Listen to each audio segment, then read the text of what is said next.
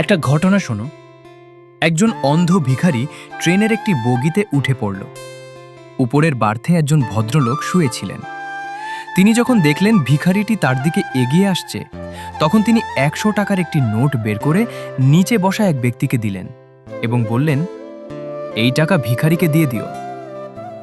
ভিখারি এলে নিচে বসা লোকটি তাকে ১০০ টাকা দিল।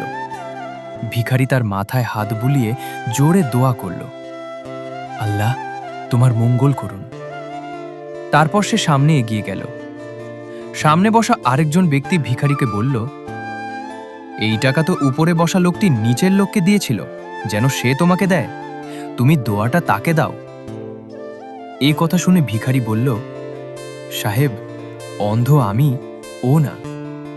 আল্লাহ আমার দোয়া কবুল করার আগে অবশ্যই তার নিয়ত দেখবেন। অর্থাৎ দেখনদারি করে করা নেক কাজ আমাদের কোনো উপকারে আসবে না।